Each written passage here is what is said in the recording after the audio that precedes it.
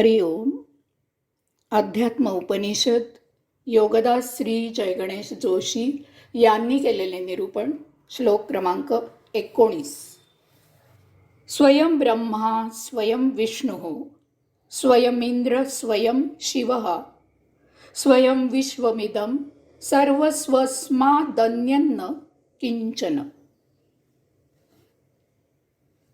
मीच स्वतः ब्रह्म आहे, मीच स्वतः विष्णू आहे, मीच स्वतः इंद्र आहे, मीच स्वतः शिव आहे, मीच हे सर्व विश्व आहे.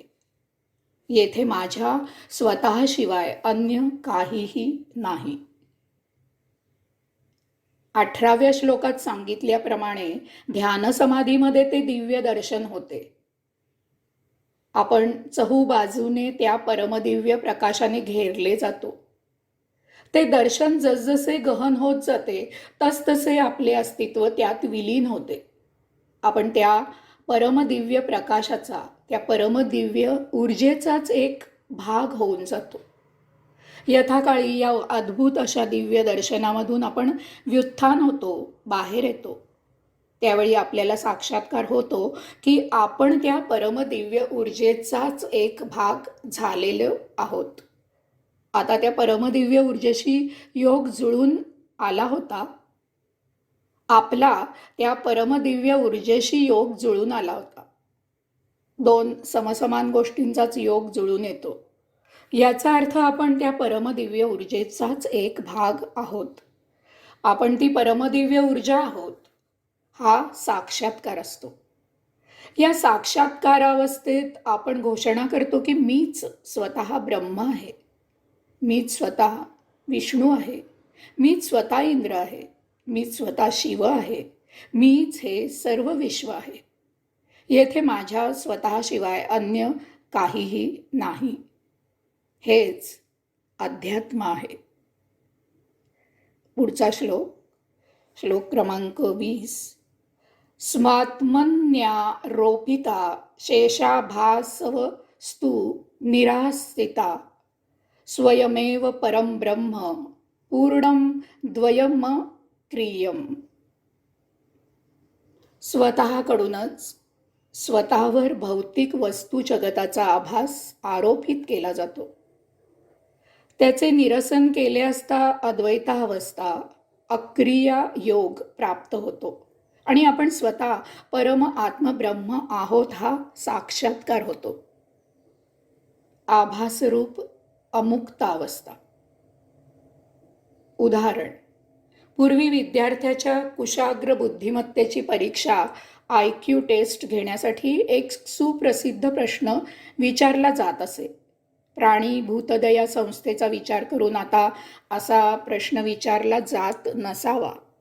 प्रश्न असा विचारला जात असे, एक गाढव बांधून ठेवायला 5 फूट दोरी लागते, तर 100 गाढवे बांधून ठेवायला किती फूट दोरी लागेल?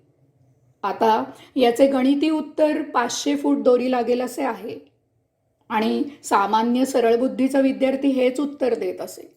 त्याला मास्तर म्हणत चूक.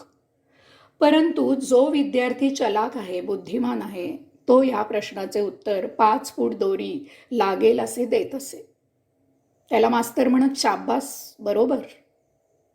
सामान्य बुद्धीचा विद्यार्थी हे उत्तर ऐकून बुचकळ्यात पडे आणि शाळा सुटल्यावर त्या चलाक बुद्धिमान विद्यार्थ्याला विचारी की हे कसे, हे असे कसे. त्यावर तो चलाक बुद्धिमान विद्यार्थी त्याला समजावून सांगे की अरे मित्रा, दोरी हातात घेऊन गाढवाच्या पायाशी दोरीचा नुसता स्पर्श करून दोरी बांधल्याचा जरी अभिनय केला तरी ती दोरी पाहून आणि त्या दोरीच्या स्पर्श ज्ञानामुळे त्या गाढवाला वाटते की त्याला दोरी बांधलेली आहे आणि ते त्या आभासरूपी बंधनात तसेच उभे राहते. आपणही असेच आहोत. कदाचित हे वाचून आपण हसला असाल, आपली करमणूक झाली असेल, आपल्याला त्या सामान्य सरळ बुद्धीच्या विद्यार्थ्याची कीव आली असेल, त्या चलाख आणि बुद्धिमान विद्यार्थ्याचे कौतुक वाटले असेल.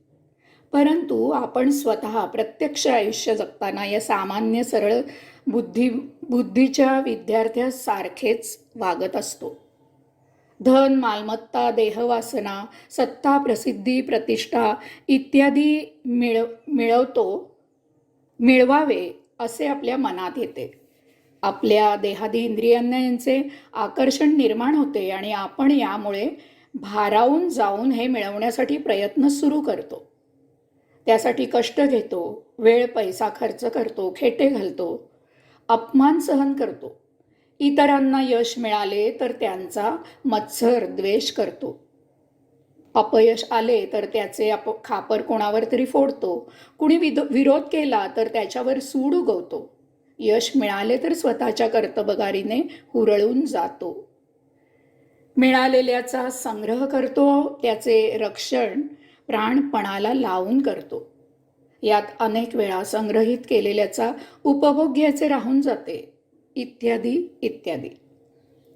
या सर्वाचा अंतिम अगदी थोडक्यात जमा खर्च इतकाच आहे की हे सर्व करताना भरपूर मेहनत, कष्ट, पीडा, त्रास, दुःख होते आणि त्या मानाने यापासून फारच अल्प स्वल्प सौख्य मिळते. परंतु यापासून कधीही निर्लेप आनंद मिळत नाही. इतके करून जे मिळवले, साचवले ते देहावसान होताना येथेच सोडून जावे लागते. जे मिळत नाही त्याच्या इच्छा मात्र आपल्याबरोबर येतात आणि त्यांच्या पूर्ततेसाठी त्याप्रमाणे पुनर्जन्म घ्यायला लावतात. आता जन्मोजन्मी हे असेच रहाटगाडगे सुरू राहते. यामधून कधीही सुटका होत नाही. अपार दुःख आणि त्यामध्ये किंचित सौख्य असे उपभोगत सदा वाढत असलेले संचिताचे गाठोडे कसे बसे सांभाळत देह बदल जन्मोजन्मी होत राहतात. हाय रे दैवा, संचिताचा काय हा ससेमिरा. हे सर्व का कसे घडले ते समजतच नाही. हे समजत नाही कारण याचे उत्तर भौतिकाकडे नाही. भौतिकाकडे या प्रश्नाचा गुंता प्रत्येक जन्मी वाढवण्याची कला मात्र नक्की आहे. याचे उत्तर अध्यात्माकडे आहे. त्यासाठीच हा श्लोक सांगितलेला आहे. धन, मालमत्ता, देहवासना, सत्ता, प्रसिद्धी, प्रतिष्ठा इत्यादी मिळवावे असे आपल्या मनात येते. आपल्या देहादी इंद्रियांना याचे आकर्षण निर्माण होते. हे सर्व आपल्याला होत नसून हे सर्व आपल्या मनाला आणि देहादी इंद्रियांना होत आहे हा साधा विचार आपल्याला सुचत नाही. त्या भारावलेल्या अवस्थेत आपण मनाच्या आणि देहादी इंद्रियांच्या आहारी जातो. इतके की आपण स्वतःला मन, देहादी इंद्रिये मानू लागतो आणि त्यांच्या इच्छा त्या आपल्याच इच्छा असा आपला गैरसमज होतो. आपण मनाप्रमाणे, देहादी इंद्रियांच्या इच्छेप्रमाणे वर्तन करू लागतो. आपण आपले सत्व विसरतो. या इच्छांमुळे होत असलेले सुखदुःख हे आपल्यालाच होत आहे असे आपल्याला वाटू लागते. आपण आत्मांश आहोत हे भान आपल्याला राहत नाही. इतके की जेव्हा मन, देहादी इंद्रिये भौतिक उपभोग घेत असतात तेव्हा ते आपणच घेत आहोत असे समजण्या इतपत आपली अधोगती होते. आता विचार करावा की ती दोरी पाहून ती आपल्या पायांना बांधल्यासारखा अभिनय केल्यावर आपण खरोखरच दोरीने बांधले गेलो आहोत असे समजण्यात आणि मनाला, देहादी इंद्रियांना झालेल्या इच्छा आणि त्यामुळे होत असलेले सुखदुःख आपल्यालाच होत आहे असे समजण्यात, ते गाढव आणि आपण यात काही फरक आहे का?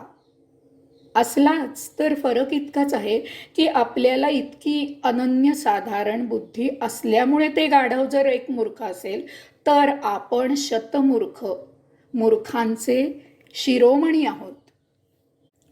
आपले कुटुंबीय जर म्हणाले की पहा, लोक कसे सुट्टीत परदेशात जातात, तर आपण येणं प्रकारेनं पैसे मिळवून त्यांना परदेशात नेऊ का? मुळीच नाही. आपल्या पगारात महाबळेश्वर बसत असेल तर आपण त्यांना महाबळेश्वरलाच घेऊन जाऊ. जीवन जगताना हा पोच प्रत्येकाने क्षणोक्षणी जपायला हवा. काही विचित्र उदाहरणे पाहायला मिळतात. एखाद्याला एखाद्या समारंभाला त्याची स्तुती करण्याच्या नादात कोणी विद्वान, पंडित असे म्हणतात असे म्हणतात. त्याची ओळख तशी करून दिली जाते. अशाच प्रकारे एखाद्याला डॉक्टर म्हणून संबोधले जाते. असा स्तुती केला गेलेला खरोखरच स्वतःला विद्वान, पंडित, डॉक्टर समजू लागतो. खूप वर्षापूर्वीची 1920 ते 70 या काळातली गोष्ट आहे. त्या काळी डॉक्टर औषधांच्या पुड्या देत असत. औषधे लिहून देत नसत. त्यासाठी अनेक औषधे एकत्र कुटून त्याची पावडर करून देत असत. हे काम करणाऱ्याला कंपाऊंडर असं म्हटलं जात असे. आमच्या गावातील एक जण तालुक्याला डॉक्टरांच्या दवाखान्यात असेच कंपाऊंडरचे काम करत असे. त्यांना आमचे गावकरी डॉक्टर अशी हाक मारत असत. कोकणी लोकांनी त्याला दिलेला तो बहुमान होता. लहान आणि तरुण पिढीला तो डॉक्टर म्हणूनच माहीत होता. पुढे ते डॉक्टर निवर्तले आणि दवाखाना बंद झाला. त्यानंतर या कंपाऊंडरकडे तो डॉक्टर आहे असे समजून लोक औषधासाठी जाऊ लागले. त्यालाही तो डॉक्टर आहे असेच वाटू लागले आणि निर्धोकपणे तो औषधे देऊ लागला. सारखे डॉक्टर डॉक्टर असे हाक मारून मारून 50 वर्षाचा मेंदूवर झालेला परिणाम होता तो. हरिओम.